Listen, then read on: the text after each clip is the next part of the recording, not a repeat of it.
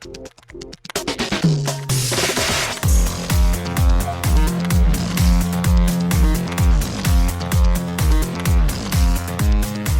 and welcome to Too Fast, Too Forever. There's all kinds of family. We chose this one. This is episode 291, Tune-Up, Relap, Recap, Lap 12. I'm Joey Lewandowski.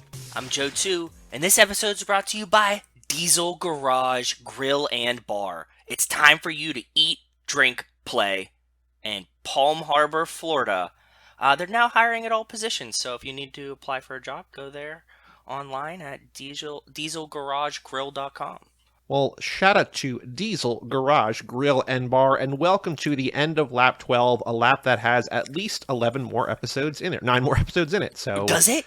Well, yeah, we got bonus episode, Fast Lane, preview, spoiler-free, spoiler-filled, bonus episode, Fast at 10, Life in the Fast Lane, Fast 10, new lap. So, yeah, a lot more. But, sad to say, this is the last regular installment of one Gabriela Montez, Miss Jessica Collins, a.k.a. the aforementioned Montez. Hello, Montez. Hello. I thought you were going to make me go right into the Montez Minute there. Well, there's nothing to really recap now yet. You'll be on in a month or two for Fast 10. You'll be joining us for the 5th time we talk about it. So, very exciting stuff there. We also have a new trailer. We'll talk about the trailer later. It's sort of surprising, Joe and I were saying before we started recording, that there's not a ton of new footage, maybe? I feel like both trailers were wildly different for 9, and they spoiled a lot in both separately. And in this one, it seems like they're kind of holding their cards close to their chest, which is maybe a good sign, I think. Yeah, maybe. I mean, one of two things. Either we haven't seen a lot, or we've seen everything and they had nothing more to show us. You know what I mean? Yes, so, that's what but I was being optimistic, yes. Sure, I agree. And I hope that's the case. But we'll see. Yeah. We will get there when we get there later in the episode. But first up, we got to do this tune-up stuff. But first up, even before that, I got to shout out these patrons because, Montez, you're here. You're on video this time. Last time, after we did the episode last time, now we're doing video, you said to us, I didn't want to turn my video on because I didn't think I could take you guys seriously with video on. And I'm like, you could see us the entire time. So it didn't really change anything. It was really creepy. It was really creepy in true Montez fashion. We just assumed that you didn't have video or something, but Surprise. you have video. Welcome aboard. Shout out to Cassie Wilson, Ben Milliman, Nick Burris, Alex Ellen, and Justin Kleiman, Brian Rodriguez of High School Slumber Party, Wes Hampton, Jerry Robinson, Dan the Duke, Hayden, Renato D. Donato, Michael McGann, Lane Middleton, Lindsay Lewandowski, Nate Milton of the Kings of Sports, Jason Rainey, Tom Price, Mike Gallier, heard of him, Josh Buckley of Whole Lot of Wolves, Michael Moser, and Jessica Collins, a.k.a. Montez. Now, Montez, I texted you. I don't know if you talked to him. Did you get Mike's patron picks these next 2 laps? Don't tell us now. I didn't. I told him that we had some homework. He's coming into town. He's coming into town in 2 weeks, so maybe I'll get a couple of margaritas in him, maybe a couple of Coronas, and put him in a barrel of tires. Exciting. Put him in force him to tell you his picks. Flavor Flav. We just did, as we recorded today, we released an episode of Repo Men on the Patreon, the bonus episode over there. So I think we kind of decided that to talk about the patron bonus episodes, like the picks behind the paywall. So we can tease them as they're coming out, but as people send them in, like we just announced Wes's picks for the next 2 laps. So Jess, whenever Jess, I never call you Jess. What the fuck? Weird. Ugh. Gross. I do. I call you Jess. I could watch it. I call you Montez here, but I don't. Whatever. Anyway, when Mike sends his picks, we'll talk about it over there because we have a bonus episode coming up in a few weeks over there. So get it in, get the margaritas in, and then get the picks in, and we'll go from there. All right, Montez, hit us with that sweet, sweet Montez Minute. Oh God, you said I didn't have to. God damn it! And I just You know what? I'm not even gonna pick my notes back up because I just put my notes away. I'm like, Good. I don't need them. This is great. You don't need them. All right, the first movie. Wait. Tell me. No, don't tell me. Nope, don't tell me anything. I'm gonna Seeing try. this on video is special. This is why I didn't turn my camera on last time. Okay, so the first one is Brian meets Dom, and they have their little bromance, and Brian decides that he wants to, He's conflicted You know. about his life as a cop because he also is in love with Dom and he wants Dom to succeed. Mm-hmm. The second one, which is the second one, Brian teams up with Roman. It's like Demolition Derby style. The villain is, I don't know. You are struggling in a way that you've never struggled before, and I love the it. weeds. It's because I always have notes, and this time I'm going sans notes. We're freeballing it tonight. I like it. Eva Mendes is in that one. Mm-hmm. Yeah. This is me trying to recall the fact that I've actually seen these movies. Okay, the third movie, which is not actually the third movie, it's the fourth movie. In the order we watched them, yeah. So the fourth one, okay. I don't remember. The fifth one Okay. is the Brazilian Italian Job. Okay. The sixth one, which is actually the third one, is Tokyo Drift. God damn it. So then it's 5? Wait. No, you've already done 5. You skipped 4. Fifth in order 1, 2, is okay. 6. Is I don't remember that one either. What comes after the Brazilian Italian Job? Tokyo Drift? I don't remember the sixth movie. We wait, just they go said to it's not. they go to oh wait, no, they're already in Brazil. No, you were right. You were getting it right. Where did they go? Where did they go, Montez? You were saying the first 2 letters. Brazil. We've confirmed for the 3 times now that was the 5th movie. Where did they go after that? Taco Bell? No, you had the BR right. You had BR. Brooklyn? Brit. Prison, yeah. Britain. They go to Britain. They do go to prison, actually. They go to prison. No, I said Britain. It sounded like you said prison. I heard prison. Because I was laughing. Prison was also tea. correct. Prison was also acceptable. correct. I don't remember. Okay, then it's Tokyo Drift. What happens in Tokyo Drift? Drifting. Okay, what happens in 7? Nailed it. Drifting. No drifting in 7. No, this is. I'm trying to get there. 7 is that god awful song. Oh yeah, well, See all you of again. your Good job. Yeah. Yes. compatriots down in Virginia. 7 is when Brian and Mia decide they're going to quit the family to, be in the family way. They have little Brian. They're going to have another kid. Be in the family way is the most southern thing you've ever said. Oh, she's in the family way. She's in the family. Bless your heart. I don't Be in even the know where family way. that came from. I don't even know where that. I've never said that in my entire life. Lies. Call shenanigans. Go ahead. Okay. All right, Montez, 8. Okay, wait. I missed the one where Letty lost her memory. That was 4, and you said you 6. skipped it. Well, Letty dies in 4, but she does the memory in 6. Oh, okay, yeah. Well, see, just like Letty, I completely forgot. And then it came back to me. Look at that. It's coming full circle. Well, just like how we talked on Repo Men about Dark City. I'm like, we did this in the memory loss lap. Joe's like, I don't remember it. And I was like, well. It's appropriate. All right, Montez, what happens in 8? 8 was they went to space. No. That was 9. Yeah. Yes. 8 was when I started to realize that this is all a simulation in Roman's mind. Okay. That's when I started. But nice segue. That's when I started to formulate that. 8 is Mr. Nobody. Well, 7 is Mr. Nobody. 8, he's also an 8. God damn it! I swear to you, I watched these movies. What happens in Hobbs and Shaw, Montez? Still questionable. Ugh, Hobbs and Shaw.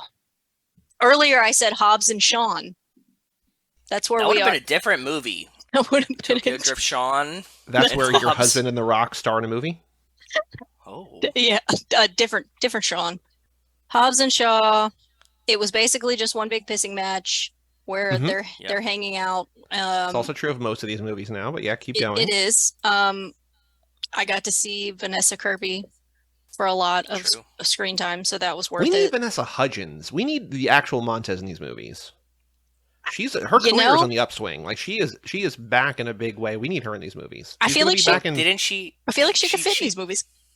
But she kind of tanked herself with the. No. She's back. but people are gonna die. No, but somehow she has transcended that. She has transcended that. She's going to be back in Bad Boys 4. She's getting hosting jobs. She's busier now than she's ever been. Man. She's That's killing awesome. it. All right, Montez, what happens in 9? Unbelievable magnets. Yeah? Okay. That's good. That was a good one. I like that. That was really, really well summarized. Montez, terrible job, God. as always. Truly atrocious. Really makes me question whether you've paid attention to anything. That was the Montez 16 minutes, by the way. That was very slow. This is why I usually use my notes. I feel like I was not mentally. I didn't even read my notes because I brush up. I try to read up and remind myself. Didn't do it. It's okay. Didn't do at it. the end of Billy Madison, where he's like, "We're all dumber for having listened to that. May God have mercy on your souls." I feel like that's me. Each of these is worse than the previous. Yeah. And you're all welcome. Montez, keep it real. You've maybe watched all 10. Unclear. What are your key takeaways? Would you say that these 10 movies, these 10 episodes you spent with us, were worth it? Do you regret it? Do you fall somewhere in the middle? What's your take on the Fast and Furious franchise? I, for one, regret it, by the way. Yeah, this was a mistake. You guys hurt my feelings. No, Montez. Come on. I just want to get a pop because you can see us now with this beautiful camera that you got on. Honestly, I'm glad that I did it because, as we all remember, I hated this franchise before I started this lap. And now that I've seen them all, I can safely say that I can't wait until my son is old enough to care so that I can show them to him. Oh, that's a big win. We'll be on Fast 14. He'll be able to see it live in theaters with us. You can bring him. It'll be Uncle Joey's plural fun time. That's literally what I tell him every night when I have to record. I'm like, I gotta go talk to Uncle Joey and Uncle Joe too. I was like, so I'll see you later. You should transition him in with Spy Racers, and then he'll never want to watch the movies. We tried that We tried that 2 years ago. I think he's older now. I think we could do it. It's really fast, but there's 17 seasons of it. Perfect. So that's a good thing. Anything's better than Tayo the Korean bus. What is that? What you're watching? What is it? It's a Korean bus. Is it in Korean or is it in English? It's in English and everyone sucks. Oh, I'm sorry. I've never heard of this. Gratefully. My favorite film critic David Ehrlich tweeted the other day that every day at 6:30 in the morning, his son rushes into his room saying, "Daddy, I want to watch a movie." And the movie he wants to watch is this guy on YouTube counting to, David writes 1,000. I don't know, but he filmed a video and he put it up at just like 9, 10, 11, 12. That's a movie. And it's just that on YouTube on repeat, apparently, for his like 3 or 4 year old. Blow my fucking brains out. I'm so glad I don't have to deal with that. He made his son watch Wall-E a bunch. I think his son loves Wall-E, but also this is the thing that he wants to do every day now. So, Montez knows it. We are mercifully Can't you just trick children into liking the things that you want them to? Like, can't you just like put some they can't use a remote, right? So like, my son knows how to turn on Alexa. He knows how to well, that's pretty easy. Good job, bud. Shut up. Oh my god, see this dumb bitch. And then he knows when the little bubble pops up on your phone that it's Siri. Like he knows. He's too self-aware. He also told me today that he enjoys peeing and pooping on himself because he does. It's fun. That's literally what he told me. And I'm like, I mean, all right. I like sneezing outside because sneezing outside means you don't have to cover it and you just get to blow it everywhere. I understand. I understand that we're not nearly as popular as the films that we're covering, but we talk a lot about how the films, every movie is someone's first Fast and Furious movie. I like to think that every episode of this is someone's first episode of Too Fast. And if this is your first, I'm so sorry. Welcome aboard. welcome to the lab. 13, 14, 15 minutes in, but if you have, you're here for life. Glad you stayed. You appreciate it. You used to hate the franchise. Now you're glad you saw it so you can show your son when he's old enough to watch these movies. And I realized I don't actually hate them as much as I thought that I was going to. Good. That's the best resolution that we get. People are usually like, I really thought I was going to hate these, but like, you know what? there's something kind of charming about them. Yeah. And like generally they don't hate them. I'm going to tell the story. It's not really a story. I told Joe this already on Facebook, but I was seeing Air the other night in theaters, and first of all, it was me and 3 couples, and all 3 couples talked through the entire movie. Oh And no! I was just like, You're not with 3 couples. No. It was just 3 other couples. It was a couple thing. in the front near the screen who were talking very loud. A couple next to me who were like making selective comments, I was fine with that. Like I would rather not have that, but that was fine with them. And a couple behind me that like I could barely hear that were sort of talking, but they all 3 couples were talking the entire movie. When I first get there, just me and the couple next to me or near me, like the same row, and the Fast 10 trailer comes on, and as soon as it's over, she says, "Hope that's the last one of those." And her boyfriend's like, "Why?" And she says, "They just dragged it on too long." And I wanted to be like, well, let me tell you. Boy, do we have be a another one after podcast for this. you. Boy, do we not have a podcast for you. But then, oh, what movie was it? It was something that I think looks like absolute... Oh, Guy Ritchie's The Covenant. Okay. Which I don't know if you know, but Guy Ritchie, who has made all the British movies, he made a movie about the war in Afghanistan. Where Jake Gyllenhaal learns from the Afghani interpreter that they, it's one of these like emotionally uplifting or whatever. Looks like a real piece of dog shit. Okay. As soon as that trailer's over, she's like, "I'll see that one." I was like, "Okay, yeah, okay, cool, got it." Jake Gyllenhaal, she'll see it. I mean, I like him a lot, even though I'm Team Taylor, clearly, obviously. But yeah, no, I'm not gonna see that movie. And if she's like Fast X, not for me. Fast 10, not for me. But Guy Ritchie's The Covenant, yeah, okay. By the way, dragging it on too long, that's one of those takes that you're like, you heard that somewhere else. Like, I believe that you maybe think that, but if you saw all of them, you wouldn't say that, right? You'd be like, God damn it, well, after they brought Han back, I was out. Like, she doesn't have an informed opinion, I don't think.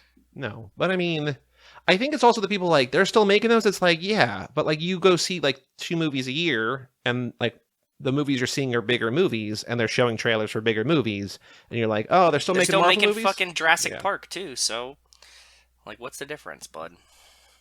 All right, Montez. We all have rankings. I updated my rankings for normal. Joe did his funky rankings. You have your rankings. You didn't do your rankings. Uh-oh. Face. Ooh. Montez, I said... I asked Michael to help me with this because he watched all of these with me, so I asked him. So it's Michael's rankings of your reactions to the movies? That's good. I kind of like that better. This might actually work. This might be good. Yeah, at least one of you remembers something about these movies. All right, he said that my ranking is... Okay, hold on. Let me bring this up. Hold on. I do like this a lot. That was an interesting twist. I wasn't ready for that. I'm actually Joe, going to I can't believe you haven't had Rachel rank your movies. That's a good idea. Oh, I need to write that down somewhere. All right, Montez. I have it here. Favorite to least favorite or least favorite. Do you want to go from the top down or bottom up? What do you want to do? I'm going top down, so favorite to least favorite. Okay. And I'm going to read you the conversation of what happened after this. Okay. He said, your rankings are 1, 6, 7, 5, 4, 8, 9, 3, 2. Well, okay. you don't have Hobbs and Shaw in there. That's fine. Hobbs and Shaw is probably like tied with Tokyo Drift. Well, I'd put it before Tokyo Drift. Okay. And then I in all caps, so your least favorite is 2. Is still 2. Okay. And then I replied to him in all caps, 6 is not that high and neither is 7. And he said, how do you know? You don't even remember them. That's touche. Thank you, sir. Honestly, Montez's rankings are pretty good. I gotta say. I mean, there's no wrong answer because it's all personal opinion, but like... One's still the best for me. I still love 1. Not a bad best choice. I agree. Yeah. It's a nostalgia factor. So I did my rankings too. I changed a couple different ones. 3 movies flip-flopped. No movie changed more than 1 spot. Yeah. But 3 different pairs flip-flopped. Hit us with them. Starting from the bottom. Number 10, Joe, I'm so sorry. Hobbs and Shaw. Okay, that's fine.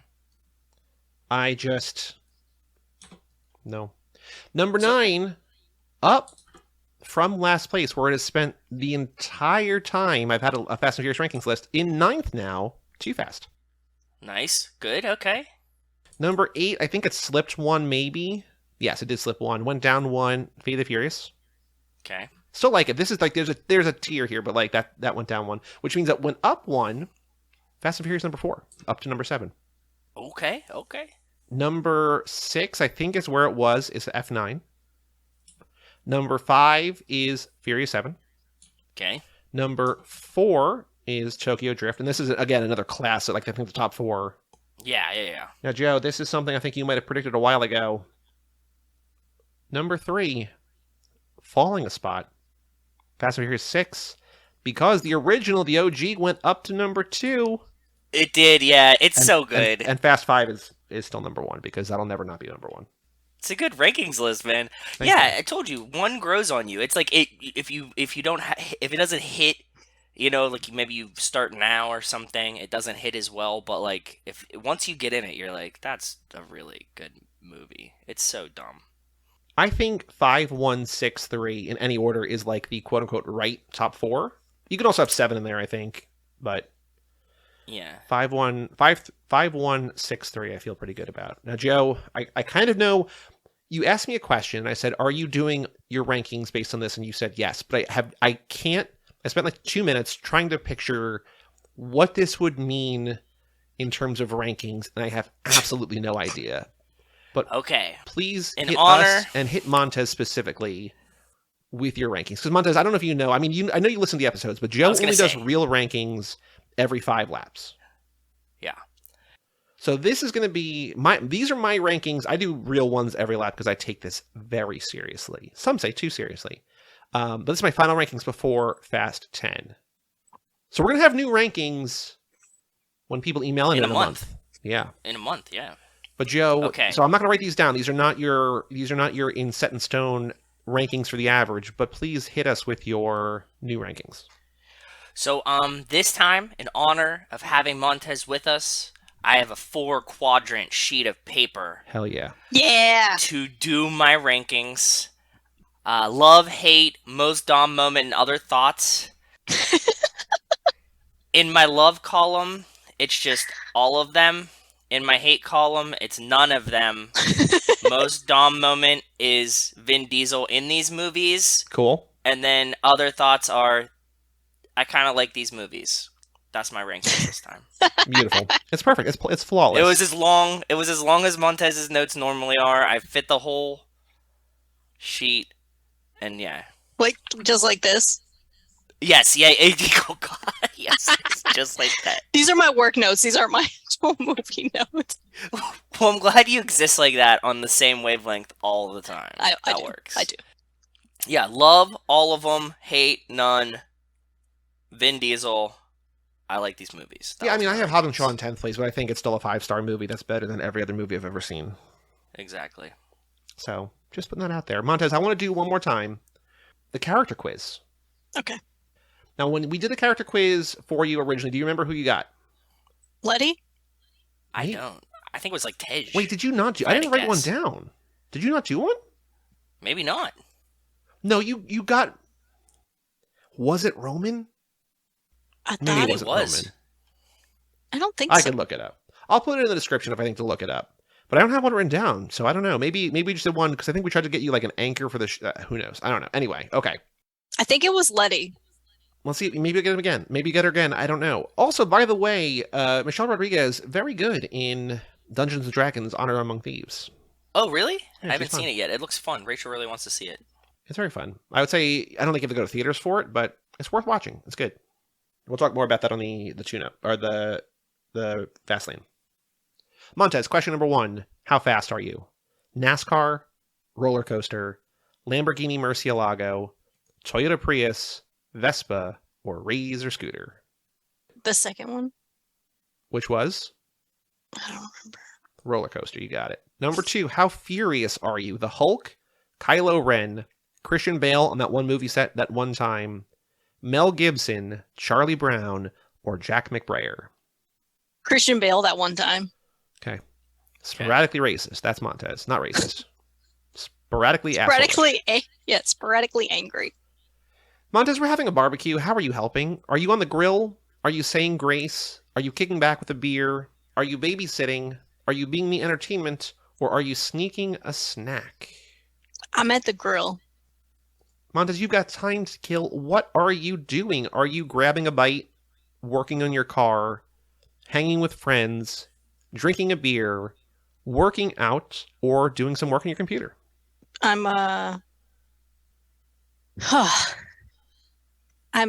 working on my car. Working on your car, okay. Montez, describe your wedding. I am never getting married. It's just me and my partner. It's us and our families. It's a backyard country affair. Everyone I know is there. I don't remember. I don't remember. Okay. This is weird. This is not what I don't think any of these answers are really you, but okay. You just won the lottery, Montez. What are you buying? Your own garage, a private plane. You're going to gamble it all away. Your child at home, a fleet of cars, or a new life? A new life. Finally, to figure out once and for all who you are. By the way, you are least like Dinkley. You are very much not Kevin Hart. What is your drink of choice? Belgian ale, Corona, something fruity, water, whatever's cheapest, or just, one of whatever you're having? Belgian ale. If you were right before in who you were, you are still once again, or for the first time, Leticia Ortiz. You exude fierceness and loyalty. Anyone brave enough to challenge you won't be foolish enough to do it twice. So far, pretty accurate. You love getting your hands dirty, and you do whatever it takes to protect the people you love. Others may find it hard to get close to you, but once someone has proven their worth, they become family, and you drive like the wind, blows. I think every one of your answers was bullshit, and yet somehow that description, I know that they are astrological in terms of they apply to everyone, but that, I think, is you. Okay, listen. Which one of those doesn't sound like me? Which one of those answers? I did pass out in a bathtub. For my wedding. Which I think, I don't know. I think working on your car instead of working on your computer is weird. Yeah, that was a little questionable. That was a little. I agree. I think you buying a new life makes kind of sense. I don't know. My house always smells like poop and farts right now, so I'd love to buy a # boy mom. I'd love to buy a new life that smells better. You can just buy some like Febreze. I did spend Sunday afternoon working on my car. I went to go change the plugs. Nice. That's fun. Flava Flav. Okay. Montez, before we move on into the things that we watched for this episode, because I was right, we haven't even hit half an hour yet before we edit it. And I think we're kind of out of things to talk about already with you. We're going to talk about the things we watched, but do you have any final thoughts on the Fastiverse? Anything else about the lab, about the show? Anything else you want to get off your chest before? I mean, you'll be back in, like we said, 2 months to talk about Fast 10, but anything now before we pivot to some other Vin Diesel things? Anything else you want to say? I'm excited to continue on this journey. See this franchise to the end whenever it ends. If it ever ends. Well, hopefully, according to that woman next to me at the movie theater, hopefully soon. Hopefully it's soon. We watched this episode 2 early Vin Diesel things. We watched Breakin in the USA and Multifacial. Both of these are available on YouTube. I will link each in the description for this episode. Breakin in the USA is a 50-minute breakdancing tutorial. Instructional breakdancing video a la 90s style of like, this is footwork in breakdancing. Vin shows up about halfway through. Yeah. For the second half. This is one of the longest 50 minutes I've spent in a long time. I will say thank you, YouTube, for faster playback speeds, because I definitely utilize that. Nice. But Montez, what did you think of Breakin in the USA? I loved it. Did you dance while watching this? I watched the Vin Diesel clip multiple times. Okay. I thought to myself, I wish Which one? The leg forward and then the leg under, that one? Yeah, and I the thought to scramble myself, foot to foot, the scramble knee to knee, the master swipe, the backspin.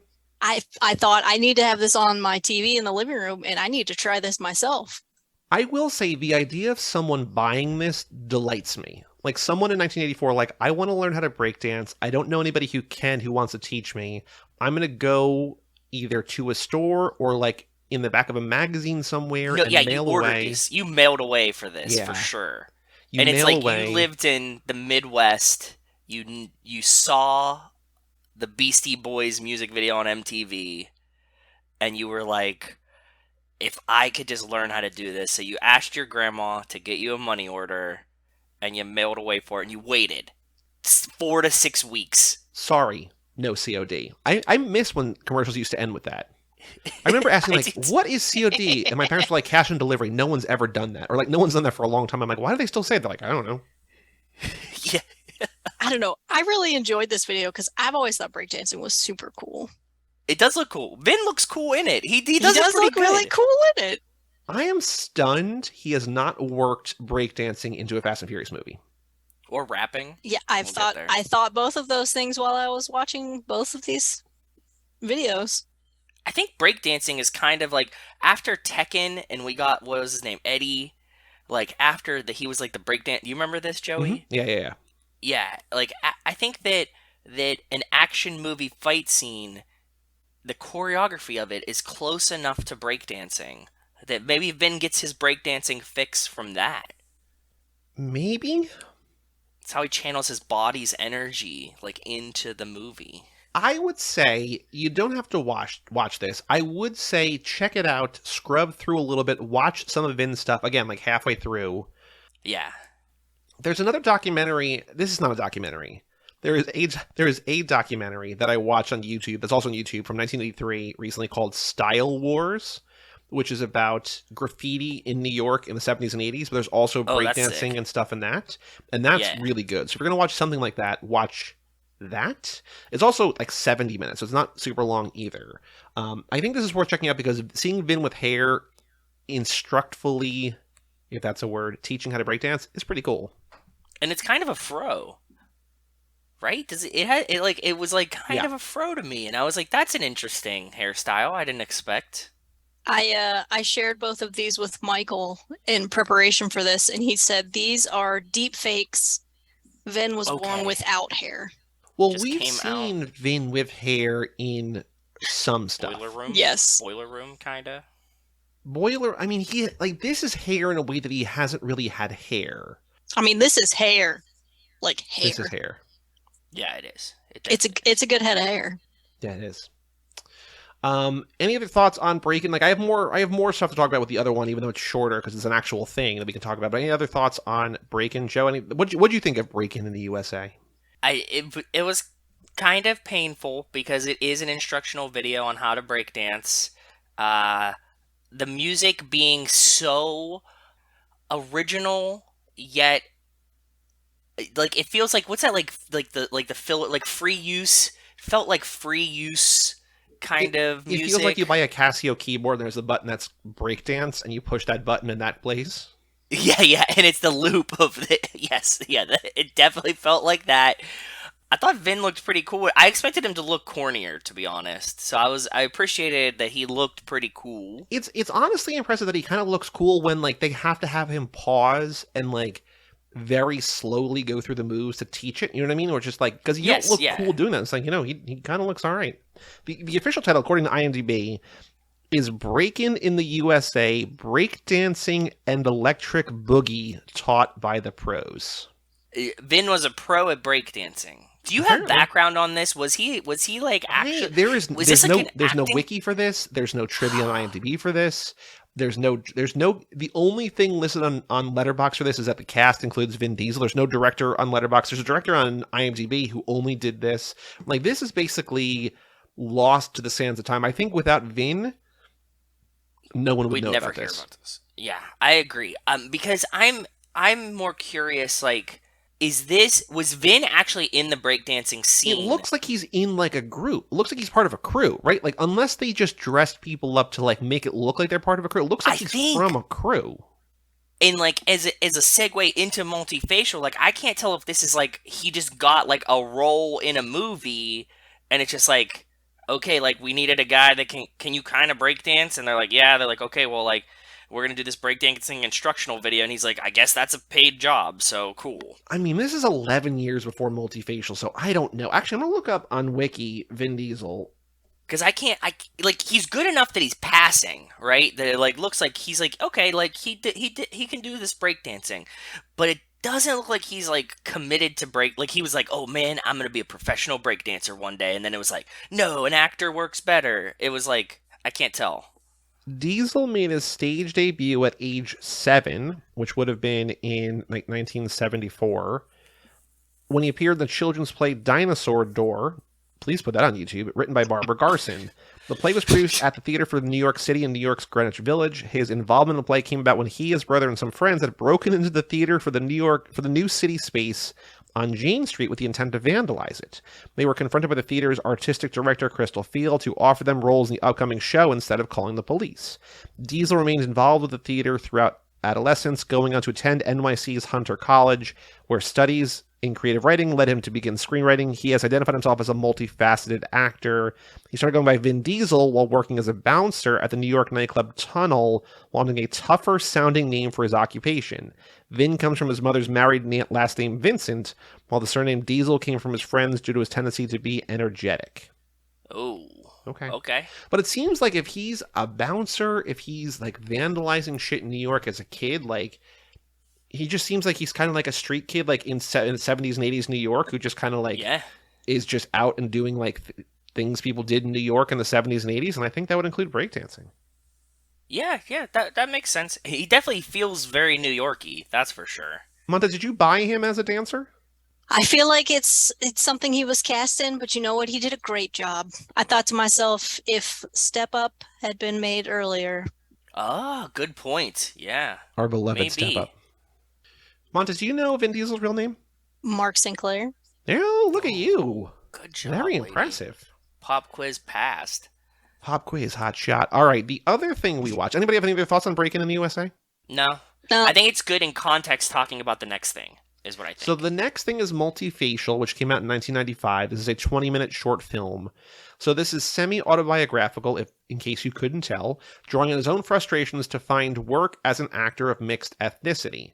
In the early 90s, he returned from LA to New York, frustrated with his failures in Hollywood. Because he started, his first thing was he was an extra in Awakenings in 1990. Remember, Joe, we were going through a couple of episodes ago, like the things we didn't cover that might have been on a Patreon episode. And there were a couple things he did like in 90 as like an uncredited extra. So like he had stuff, but he didn't like really click. His mother gave him a copy of Feature Films at Used Car Prices, a book about producing low-budget movies. He found the book truly empowering and was motivated to make his own movies. So he wrote a script for a feature film called Strays, which we did not cover. We probably should have covered, but whatever, so it goes. But as an unknown, he was unable to secure financing. He decided to produce a short film instead and wrote the script for Multifacial in one night. He shot it over 3 days for $3,000 of his own money. He also wrote and performed the music for the film. However, he became disillusioned by the response to it and stopped work on it. With encouragement from his stepfather, he finished the final edit and screened it at the Anthology Film Archives in Manhattan. He received a strong response, and the film was accepted for the 1995 Cannes Film Festival. The film was screened to standing room only crowds. So then at age 27, which would have been like 94, 95 at the same time, he'd drive around LA with VHS copies of this in his trunk in case he bumped into someone who could help him with his dreams. He once saw Morgan Freeman outside a Four Seasons hotel, approached him, and handed him a copy of the film, which is wild. In 1997, really strange, Steven Spielberg saw Strays, having already been impressed with Diesel's performance in Multifacial, and wrote a role into Saving Private Ryan specifically for Diesel as a result, giving him his first major film role. So I think it's very cool that like he was frustrated, stuck, couldn't get anywhere, wrote a movie, couldn't get it made. He decided instead to write this, and that when people are like, oh, this is really good, what else do you have? He's like, I got this movie Strays, which is kind of how it works, right? Like you keep writing things, like they always, like one thing I learned from Tobin in screenwriting classes, like you don't really want to shop your first screenplay because if people like it, they're like, what else do you have? They're like, I got nothing. Then they forget about you. So you kind of like write one and put it away and then write something else so that if they like it, you're like, oh, I have this other thing or whatever. I got one on deck, and then you Yeah. write the other one while that one's happening or whatever. Right. Yeah, cool. So he's Makes got this sense. whole feature film that he hasn't made. He gets multifacial, and then, just 2 years later, he makes Strays, right? So it's not that big of a time. I saw this a few years ago. I don't remember when. Maybe when we were... How? I think when we were starting the podcast, I think I just watched it. It was on YouTube. Like, I remember seeking it out. Did either of you know that he had, other than Los Bandoleros, directed anything? I don't know if I did or not. I feel like I had... when I put this on, I feel like at one point for something, I watched, like, the very beginning of this, but I didn't know that... No, I didn't know that this existed firmly in my brain today. Okay. Montez, do you know about these? I definitely didn't know about these, and I also didn't know that he had written anything. Does it surprise you that he wrote things or not really? It is pretty surprising, but it's also surprising to me when I first watched Rocky for the first time, knowing that Sylvester Stallone wrote Rocky. Interesting that you bring up Rocky, because it feels like his impression of Italian Man is Rocky. Is Stallone as Rocky. Yes. That's the first thing I thought too. Yep. He's wearing the pork pie hat kind of, and he's basically talking like Stallone. And so like multifacial is him just basically auditioning as different ethnicities in all these very cliche parts.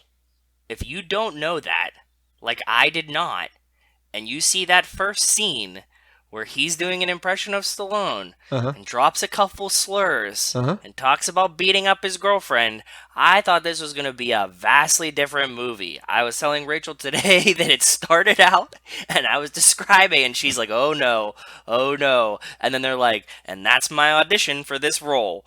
And I was like, thank God. Oh, okay. He goes outside on the phone. He's just like, they probably thought I was some misogynist, homophobic Guido. It's like, okay, so you're none of those things. Got it. Yes. Okay, good. But he still drops a hard F like a minute into this thing. It's just like, oh my man, what are you doing?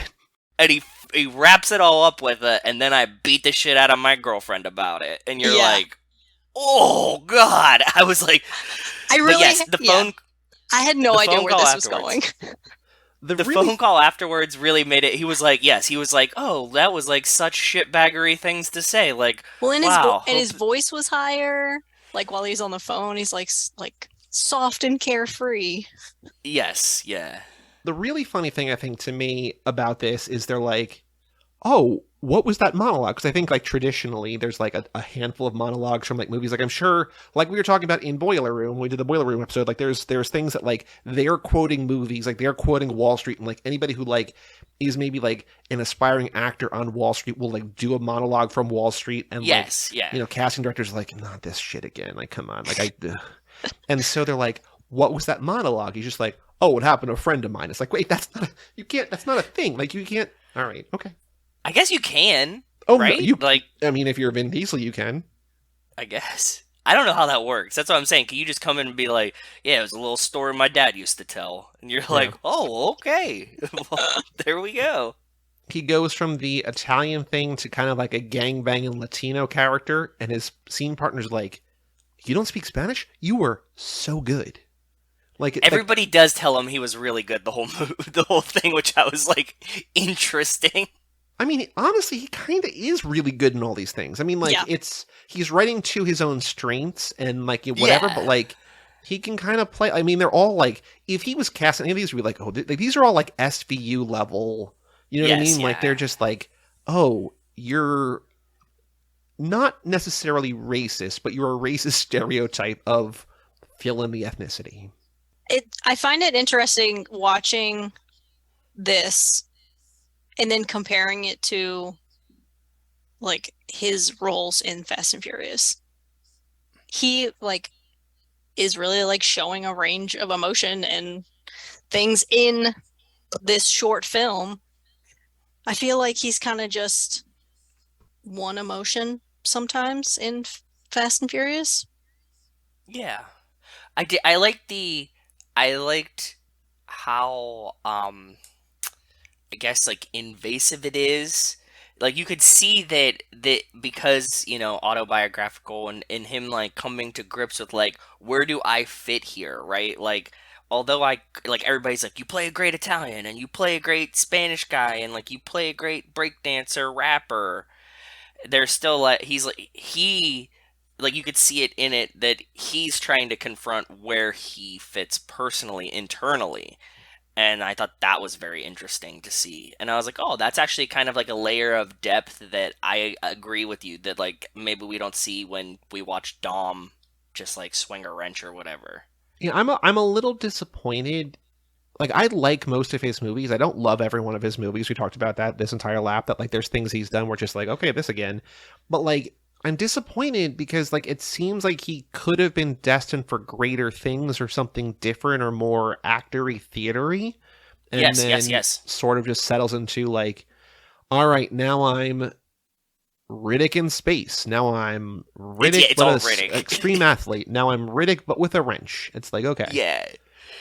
And it's, you know, because I do think he's very talented. And I think that he's like a pretty good writer. And like, as we've seen in, at least in Los Bandoleros, because here it's just kind of like it's very like low budget. Like it's not poorly directed, but like it's hard to like really kind of judge the quality of the direction here. Like we should have done Strays. We'll do Strays at some point, but like I think he's a pretty decent director, and like I think he has the acting chops. Just like instead you're just doing the same thing. You're doing a twist on the same thing over and over again, right? So do you think he likes it? I mean, I think we kind of talked about this before, but like he has the power now to do anything he wants, and all he wants to do is fucking make more Triple X Riddick Fast and Furious movies. So, like, do you think he likes it, or do you think he's settled, or... I wonder, I would imagine, based on nothing but a hunch, I bet he is worried of what people would think if he tried to do something serious.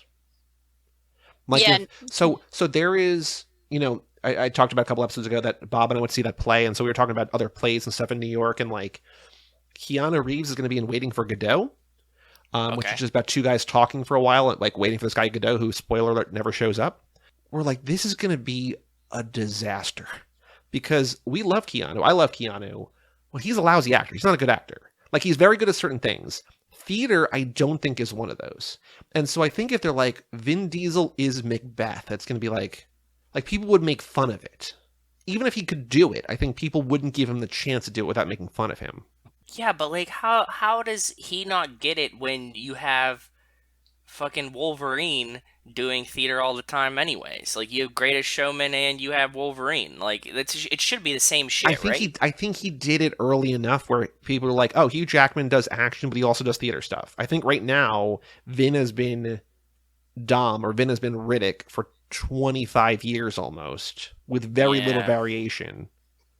Yeah. Then I think if they're like, oh, he's going to be in this musical, it's like, why? What? But I would love to see it. I watched the Pamela Anderson documentary on Netflix where she decides to be the lead in Chicago.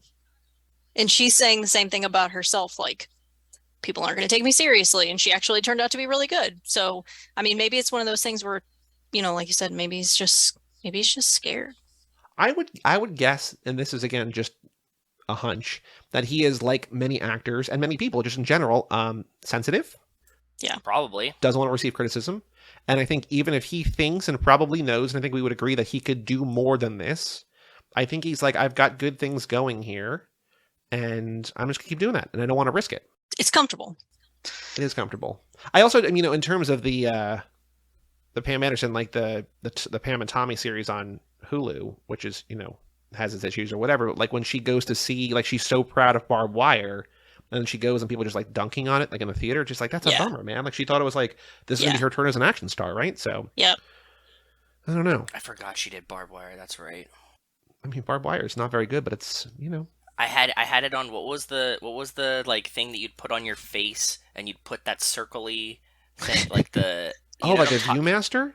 A Viewmaster. I had a barbed wire circle on my Viewmaster that like snuck in there as a kid. Man, that is and I was like, so clearly different. The difference between you and me, because we had that too, but ours were like Bambi and Pinocchio, and you're like, I got barbed wire.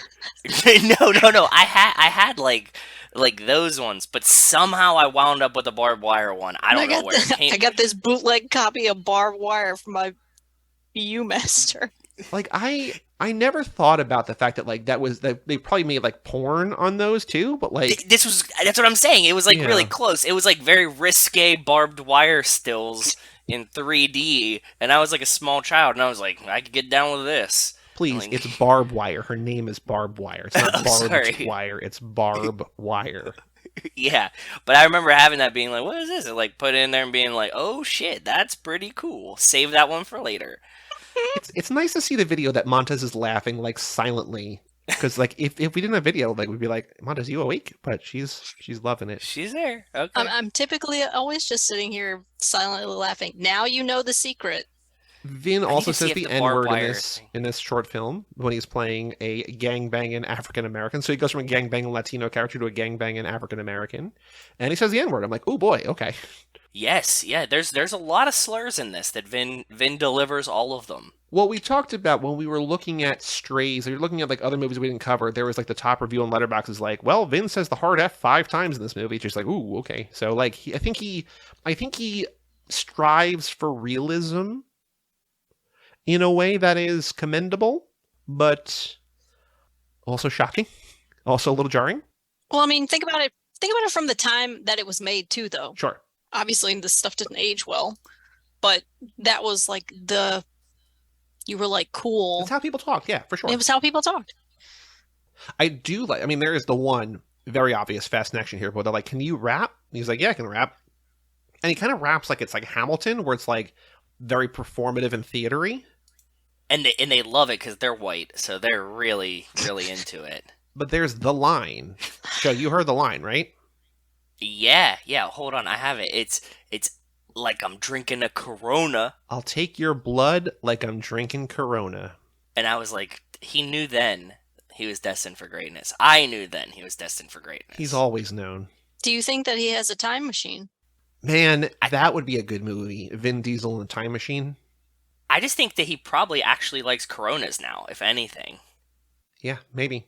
That was probably his beer of choice, like, when he was a bouncer at this club. He was probably like, okay, shift's over, give me my Corona, drink a Corona, go home. Well, it probably is, like, in terms of, like, just, like, cheap beers that are just, like, a half step up from... It's like, you know, why people drink Yingling instead of Bud Light. It's just like, this is, like, this is a classy beer. It's like, no, it's not. It's just not Bud Light or whatever. Yeah, exactly. It's just as bad. It's just, like, slightly more expensive. Yep, exactly. Montez, what's the Virginia equivalent? Like, what's the Virginia beer that people think is like a step up, but it's not really? PBR. I think you just hang out with hipsters, maybe. It's got a blue ribbon for a reason. It won an award that one time. What is it? What's the other one? Natty Boh. What's Natty Boh? Oh, but Natty Boh's Baltimore. Yeah, but that's like... It spilled over into you, yeah? Yeah. Is that related to like natural ice, like Natty Ice and Natty Light? No. It's just okay. It's natural. Okay. What's it? What is it? The Baltimore National Bohemian. Yeah, I think just the places that I go and would partake in beverages are just super hipster. Got you.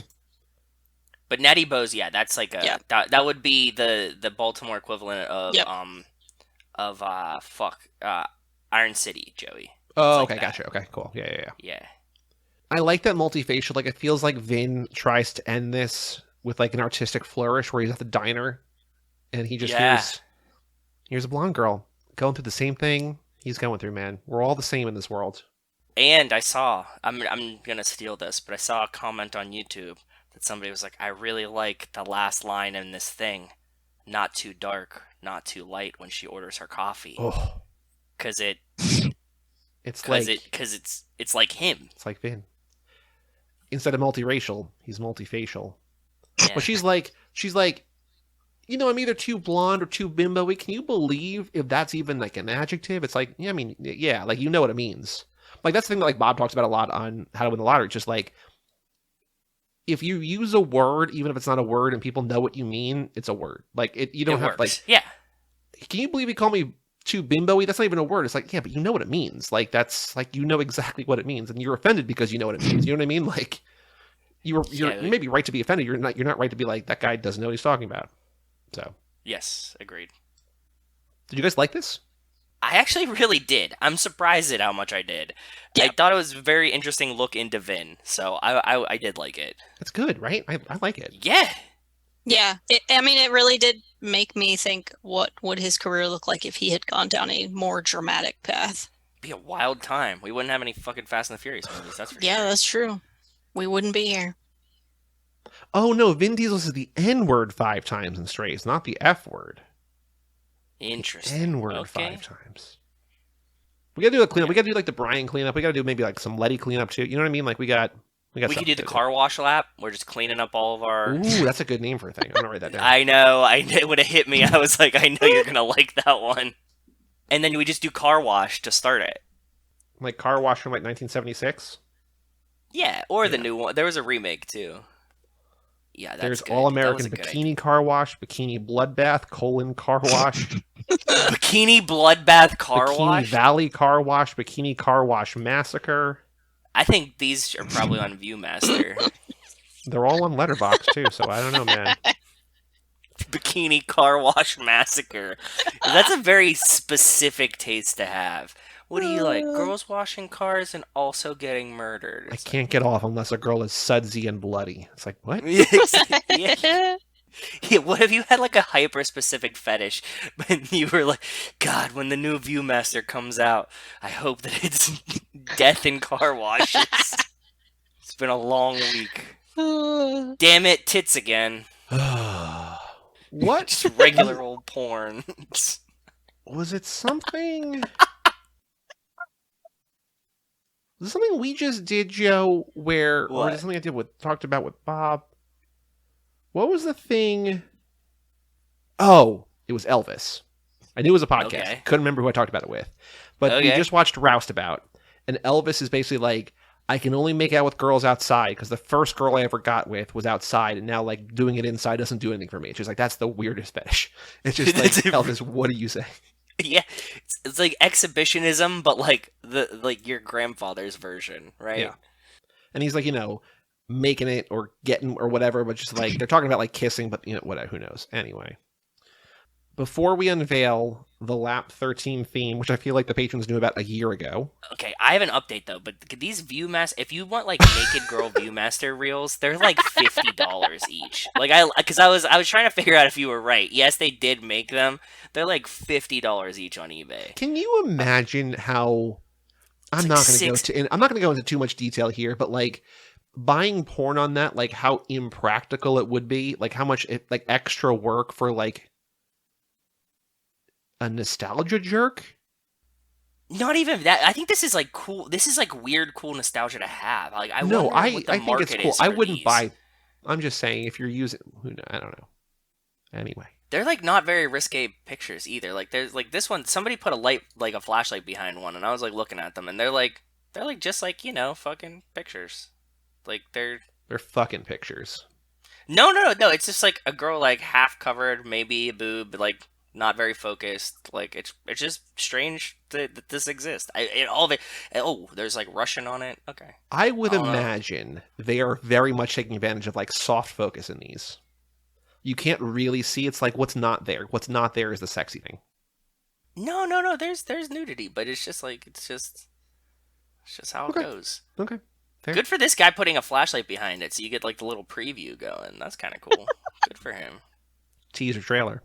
Speaking of teaser trailers, good segue. I love honestly it. Did not mean it, but it came out perfectly. We have the second trailer for Fast 10, which last time for F9 I did not watch the second trailer. Joe took one for the team. You're like, this is pretty spoilery. This one, not really. Like it kind of combines and confirms things. We have more detail, like things filled in what we already knew, but like this wasn't incredibly spoiler. So I know that Babacar is like signing off the internet. He's not listening to this now because he's gone or whatever from the podcast until he sees Fast 10. But like if you're out there, you're like, should I watch it? Like there's some stuff that's kind of spoilery, but it's terrible. No, it's more continuation stuff. And like between like what they released, remember like the teaser trailer and like the snippets that they show us? Yeah. On Twitter, it's just like kind of a combination recut of those, right? It's not like anything really that new. There's like one new line that I was like, should I tell Joey not to watch it for this? And I was like, no, he's probably like even gonna hear that in a theater. You know what I mean? So you're like, oh, okay, whatever. Like, I'm not gonna save you from something that you might Yeah, hear. like if I'm looking down, like there's some, like we talked about, like if there's a movie that I really want to see, I will look down and like not watch, and I'll just try to like tune out the audio. But if it's like, what are we blowing up? Are you talking about that? Like that in response to that? Yeah, I'm just like, oh, okay. But like we kind of knew maybe that. Maybe? It's in yeah. I mean, well, we could talk about it because like the fucking trailer's out. But they're like, yeah, like we're blowing up the Vatican, and you're like, okay, well, like we know that they're in Italy because we saw them at the Colosseum and stuff. So like. And it doesn't show you if they do blow up the Vatican or not, so I don't think it's really that spoilery. It's like something blows up. They might not. Right. Something blows up. I don't know. But is Vin, the guy that's wearing the cross all the time that puts Jesus quotes in all of his fucking movies, is he going to blow up the Vatican? Probably not. Did you see in one of the things they tweeted at, I think, that there was blood on the cross? Oh, no. Powerful stuff. There's blood on his cross? On one of the either his cross or maybe Jacob's cross. Because I think there is a sentiment amongst our listeners and out in the world that Jacob's going to die here in this movie. Yeah, he's an easy kill, I think. To sacrifice himself as like, thanks for taking me back, Dom. You save yourself, I'll die here. Is like a very easy move. Montez, what do you think of this second trailer? You watched it as we signed on here. Did you watch it with sound? Did you hear what was going on? I did watch it with sound. I did hear what was going on. I'm trying to get past the fact that I'm not really a big Jason Momoa fan.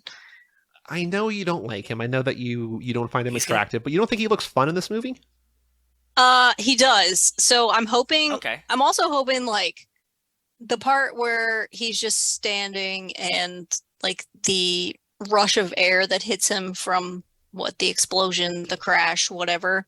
I hope he's just like absolute complete chaos and just like doesn't care about what's happening and like total chaos. I like the story idea that he says in this trailer, like, without you, I never would have become the man that I am today. Like that Dom is bringing, like, I think that's also, so to be very clear, that's the thing that Marvel did, right? That like without the Avengers, all these other villains would not have leveled up their game, and like all this global catastrophe would not have happened had this not happened. Like that's why like Tony is like, we got to shut this down. I think that also could fit into why like Alan Ritchson as new head of Mr. Nobody's government organization just like, we got to scale you back because you are causing, like, look at what you caused over here. So like I think the narrative here for 10-11 is like coming together, right? Where it's like, I think so. Dante is causing chaos because of Dom.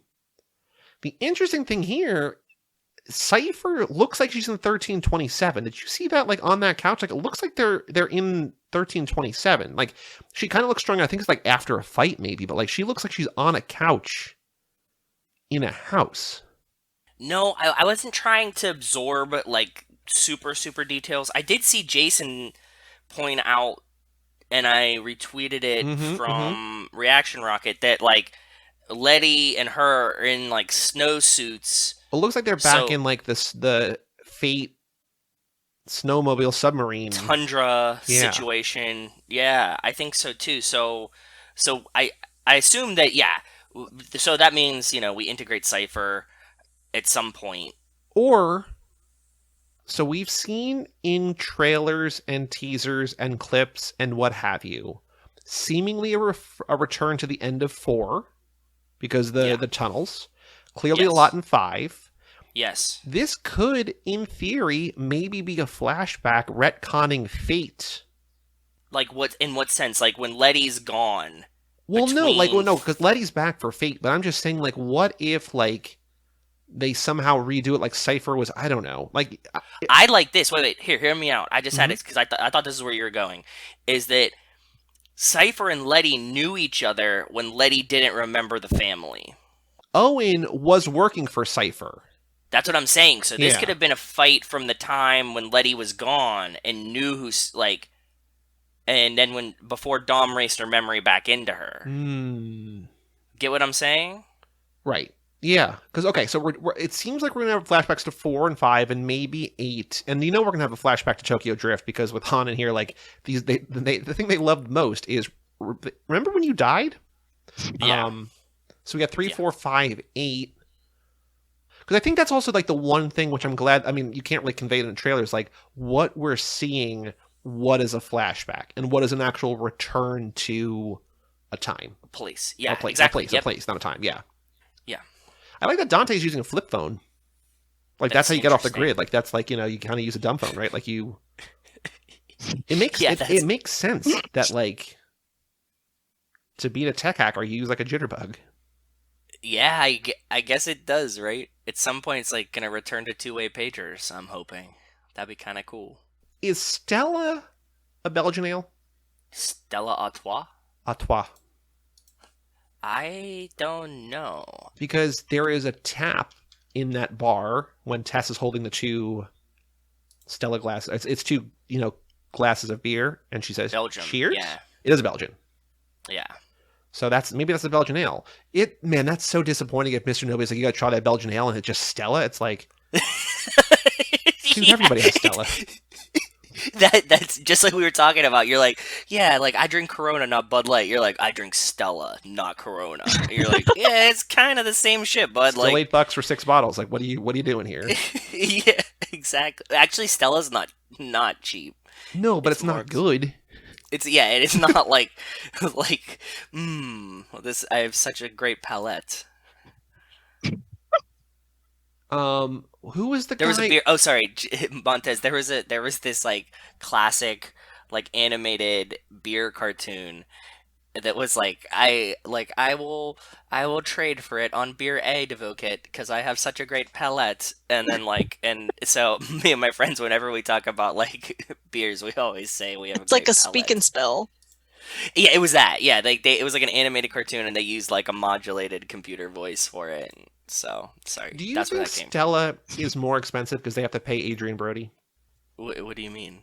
Remember he was like their spokesman for like a long time. No, I don't remember that. Oh yeah, okay. I don't remember Stella commercial. I think they have to pay extra. It's a little bit more expensive because they wrap the top in that paper shit, and you have to like take that. Which is annoying. Nobody likes that. It's so stupid. It just like gets in your mouth. It's like either wet and gross, or like they just. Yeah, I hate it. We also found out from this trailer that the quarter-mile vertical race is down the Hoover Dam. Which, if we thought about it for you don't think so? I do not think so. That does not mean that that's the confirmation of where they do a vertical... Dom is driving down the Hoover Dam. He's driving down the Hoover Dam, but that does not really seem like a quarter-mile race to me. He's just escaping down the Hoover Dam. Okay, but that's not like a quarter-mile race in my opinion. So I don't think we confirmed that yet. Hey man, the odds swung greatly in your favor. I get that, but it's not confirmed. Oh yeah, because I said down, and people were like, "No, we did the poll. We got to do the poll. We got to check the poll." I don't remember how it turned out. I'm pretty sure it was up one sort of handily, but I don't remember what it actually wound up at. Hold on. Fast 10 features, quote, a vertical quarter-mile race, director Louis Leterrier tells Empire. Knowing what we know about the Fast and Furious franchise, do you think it's more likely this race is a quarter-mile up or a quarter-mile down? 13 votes. It's not a lot, but 13 votes. 77% said up. 23% said down. And I said down. So it means that like only 2 other people said down. But it looks like if this is it, it's down. Yeah, if it's it. But we don't know if it is that or not. But like I said, odds are greatly in your favor. I agree it's most likely this, but we don't know. Reaction Rocket responded with his thoughts. He said Roman and Han is the good stuff. Roman also, Han saying Roman's driving Fort Knox on wheels because he's driving a very gold car, which I think is also very funny that even the Fast and Furious movies describe cars by their color. Oh, yeah, very true. Very true. Yeah, that's a good point. I didn't think about that. Rocket says, are we just pretending like Hobbs and Shaw didn't happen at this point? I don't know yet. I think it's hard to tell. It's hard to tell from this trailer, for sure, yeah. This will be the movie where Cypher comes into her own as a character. I mean, I sure hope so. I hope so. Fingers crossed, for sure. Uncle Jacob is going to steal the movie and break our hearts, because we talked about, I think, earlier that... he's driving Baby B around, and they high five and say cannon cars, right? Cannon cars. What are cannon cars? I want to figure just cars that that explode, maybe. I don't know. I don't know either, but I hope we get some. I hope they don't address it. I hope that they just like say cannon cars. There's nothing that happens out of the ordinary, and then they're just like, yeah, and that's Cannon it. cars. That's their rally cry. Cannon car. And then he says, "There's your vertical quarter mile," which maybe. Did you have any other thoughts about this trailer? Do you think we're gonna get another one or no? We might get like more footage from like a feature. I don't think we're gonna get another trailer, but maybe. This was what, like 2.5 minutes still? Yeah. So I don't think we're gonna get an extended one of this, right? Because I think there was a lot of new footage. It just didn't capture new scenes, which I think is an important distinction. Agreed. And I agree. Yes. Good. That's good. I'm getting hyped. And I'm glad that it didn't seem too spoilery for me. Yeah. I'd rather be surprised. We might be doing some special things around this premiere. So just keep your eyes peeled to Twitter and your ears glued to the feed, and we'll let you know. Montez, you coming up? Yeah. No. Damn it. Are you going to FaceTime us and watch it on our phones while we watch the movie? Are you going to see it with Michael, or is he going to go without you? Michael and I are going to see it together. He probably will have already seen it without me, but he told me that we have to see it together. Cool. Good. That's cool. Good. Yeah. The final thing to do before we say goodbye is to announce next lap's theme. Again, reminding people that the next lap does not start till June 6th. Okay. Because we got a lot of Fast 10 in between. But since this is a tune-up, historically, we announce themes. Montez, do you know the theme? I've been announcing on Patreon. Do you know the theme or no? No. The next theme. And I want your honest opinion. If you like this idea, if you don't like this idea, no holds barred. Okay? Oh, I know it now. Lap 13. I hope you know. We've talked about it for so many different movies, so many different times, so many different episodes. All behind the paywall. Sure. Yeah. Montez, our theme for lap 13 Drum roll, please. Planes, trains, but no automobiles. It's movies where there is either a primary vehicle or chase sequence with a vehicle other than a car. Ooh. I don't know what our conversation starter is going to be yet. We have to figure that out. But Montez, your thoughts? This sounds what? What's the craziest thing you've ever driven? This sounds interesting. Cool. I'm curious to see what the movies are going to be. Our first movie, I'm not going to spoil it. I am more excited to talk about this first movie than any other movie we've covered in this podcast so far. What is it?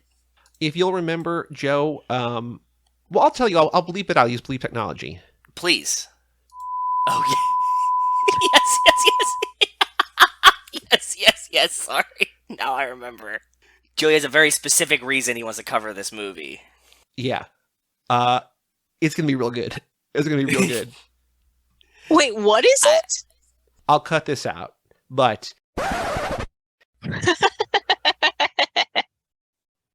That's funny.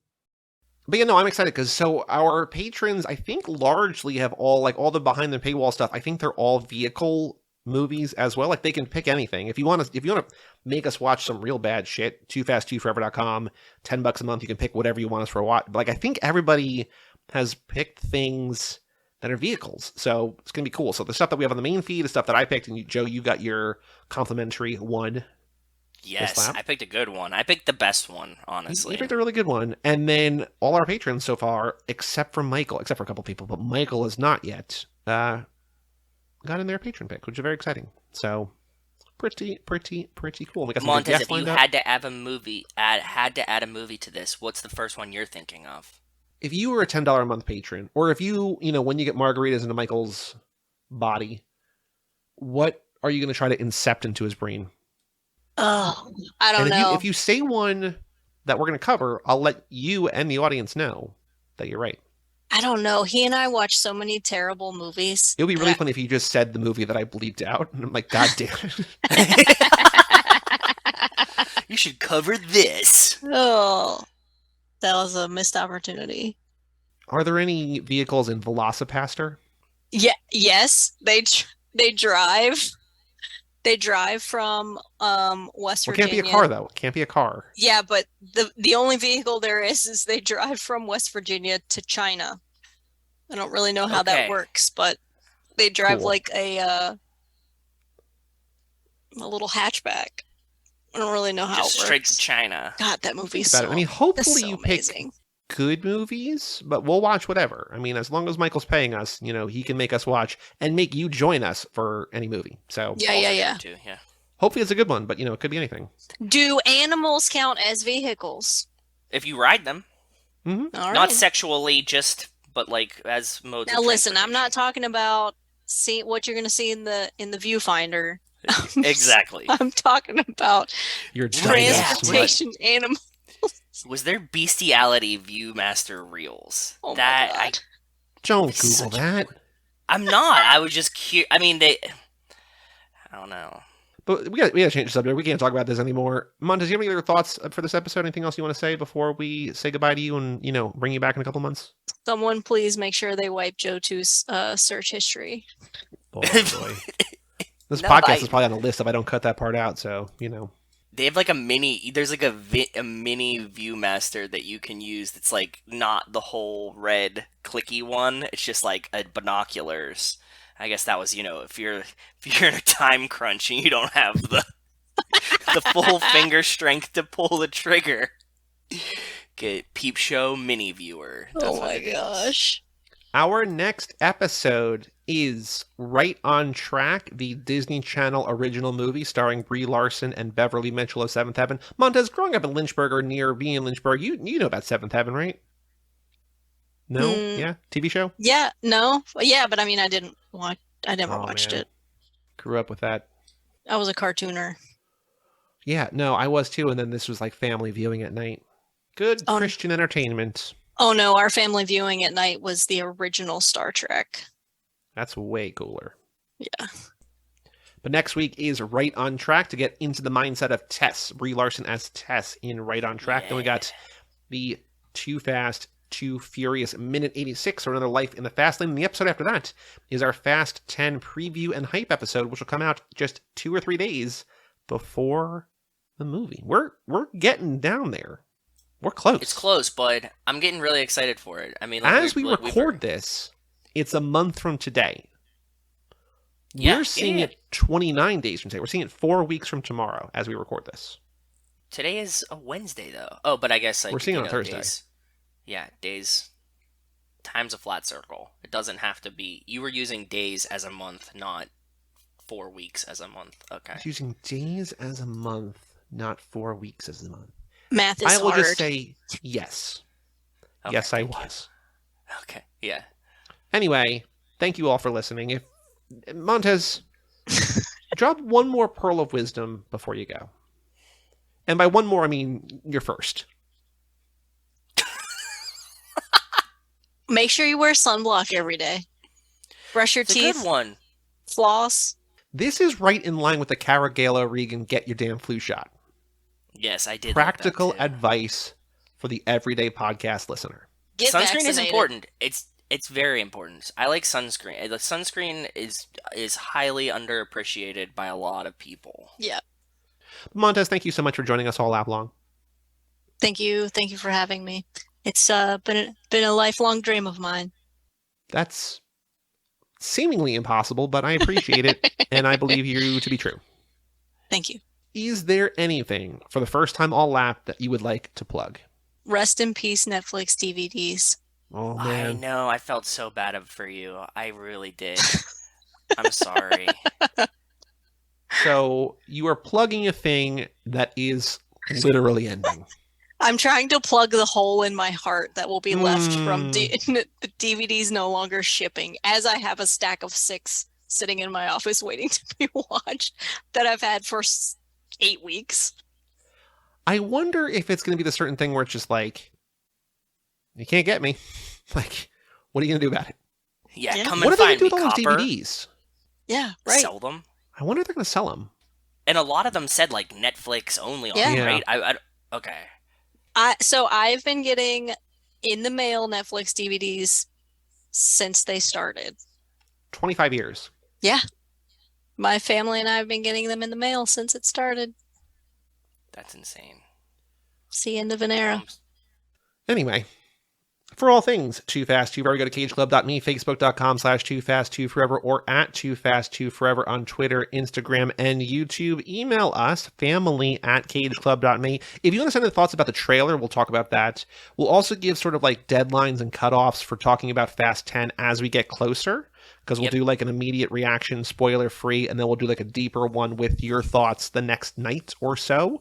So, you know, we'll give you deadlines for all that, because I think it was so cool on the F9 episode a couple years ago when like everybody basically emailed in. We got to read everybody's thoughts and it was super fun. So family@cageclub.me for thoughts about whatever, but just email it in. We'll read on the next Fast Lane.